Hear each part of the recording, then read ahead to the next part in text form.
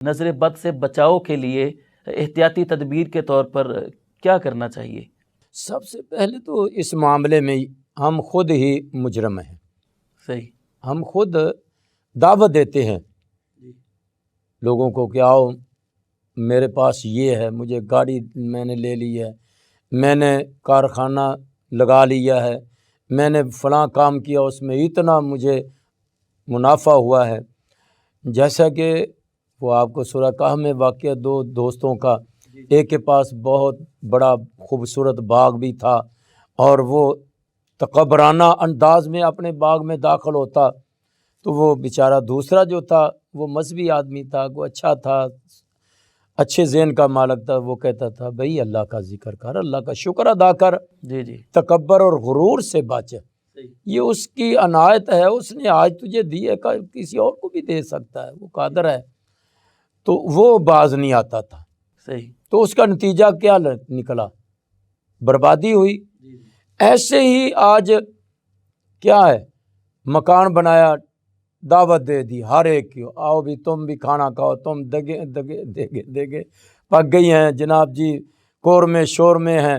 اور پھر کبھی ادھر میں دیکھا میرا مکان فلاں میں اتنا پیسہ لاتا، یہ کر دیا وہ۔ اب بھئی تو اتنا کر رہا ہے، تجھے کیا علم کہ یہاں کوئی حاسد لوگ بھی آئے ہیں، کیسی نظروں والے آئے ہیں، ایسے لوگ اندر سے ہی کہہ دیں گے یار داتے آج ہی رات نہیں میں لینٹر ڈگ پائے، تو بڑی بات ہے، یعنی بد دعا کر دے کوئی، پھر کیا ہوگا؟ یعنی کہ خود اس نے دعوت دی ہے، خود کھانا کھلا کر کہ آؤ میں دیکھو میں نے کتنا خوبصورت محل بنایا۔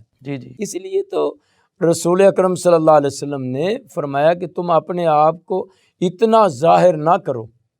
اتنا اس کا اظہار نہ کرو، بلکہ چھپاؤ اس کو، جتنا ہو سکتا ہے اس کو تم در پردہ رکھو، تاکہ کہیں اس کی نظر نہ لگ جائے، کوئی نظر بد نہ لگ جائے، کسی قسم کی کوئی پریشانی لاحق نہ ہو۔ ہم نے اس تعلیم کو چھوڑ دیا ہے، ہم تو لوگوں کو خود بتا رہے ہیں۔ جیسے آج بات جو مضمون کے ساتھ تعلق تو نہیں رکھتی، لیکن ایک تعلیم کے طور پر، ایک نصیحت کے طور پر، کہ ایک آدمی رات کو گناہ کرتا اور صبح دوستوں میں اس کی تشہیر کرتا ہے، تو ایسا آدمی تو بہت اللہ ذوالجلال کی نظر میں برا ہے۔ اور کہ تمہارے گناہ پر اللہ نے تو پردہ ڈال دیا، تو بذات خود اس کی تشہیر کر رہے ہو۔ تو اس لیے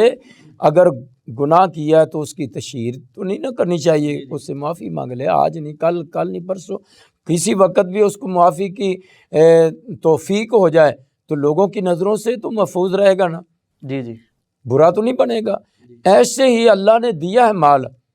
مثال کے طور پہ میرے پاس اللہ نے مجھے دولت دی ہے، تو بجائے اظہار کرنے کے چلو کوئی دیکھ لے بھی آج یار اس نے موٹر سائیکل لے لی ہے، آج اس نے گاڑی لے لی، اظہار تو ہو جائے گا، لیکن وہ اتنی